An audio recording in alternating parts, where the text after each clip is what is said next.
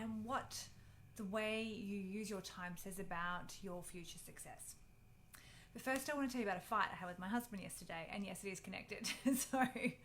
All right, so I had a really crazy day yesterday. So over the weekend, I had my hypnotherapy course that I'm doing to become a hypnotherapist. So Saturday, Sunday nights, I was in therapy sessions and training and stuff from 7:30 in the evening till 2 the next morning. Then that day, I had 3 new funnels that I had done that had broken. I had to do a sales script for that night and a contract so that I could actually start to close people into this business I've been creating over the last 3 months. So I was pretty crazy. And then I was also doing calls for the lady I work for.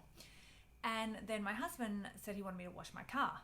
Now, I have to be totally honest. I don't like washing the car at the best of times. I will do anything to avoid it. But just yesterday, it was a no-go zone. There was no time for me to fit this in and get everything else done. So I rang up the car wash people up the road and I booked it in to get it washed, and I grabbed my laptop. So I thought, great, I'll get it washed and I'll sit there and I'll work while I'm doing it. Multitasking. And I ran out the front door, and when I got out the front door, he was washing my car, and he was dirty because he had to wash my car. And I was annoyed because then I had to go back and ring the car people and tell them that I didn't need to bring my car in and apologize and grovel. And then he called me lazy.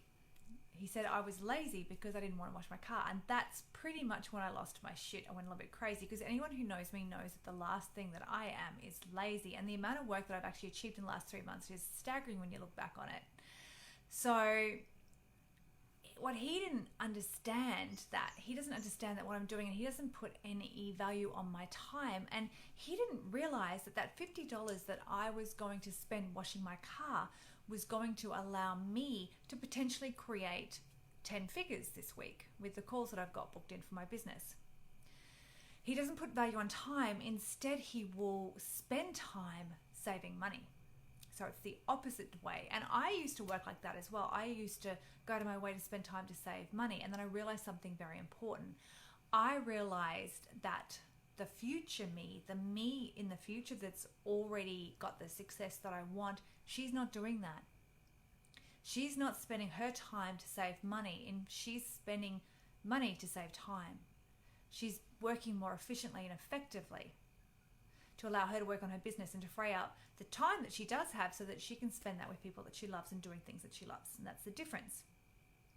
And that means for me to ever become her, for me to ever transform into her, I need to be doing that now. I need to be becoming right now the shape of who she is in the future so that we can close that gap and I can become her. She needs to be like the echo of who I am now for me to ever get to where she is now. Does that make sense? You don't start doing the things that make you be successful once you become successful. Success does not show up in the moment it is created. It is not an indicator of your current activity. Instead, it is a historical scoreboard. So the success that you see people having now is not because of what they're doing now, it's because of what they've done in the past to get to now. It's the proof of the hard work, the grit, the determination that you have put in to finally start to see success. And people talk about those overnight successes. There is no such thing as an overnight success.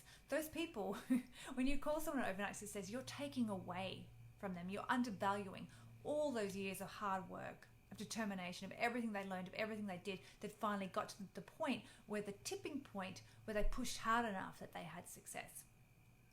So you need to hold on to that. You need to remember that. You need to remember that you need to be that mirror of who that person is in the future that is having the success, and what they do, how they spend their days, how they spend their time, how they spend their money. You need to be doing that now if you ever want to be that person. It's a little bit like Peter Pan's shadow.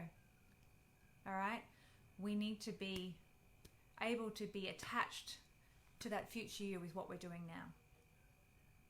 So you need to be able to create the activity that's going to create that success, and then you need to hold your vibrational energy high enough so that you can keep going with all this stuff even before you've had the success, so that you don't give up, so that you don't let doubt get in the way, so that you can go on to be your future you. Okay, I hope you guys are having a wonderful week, and I will speak to you very, very soon.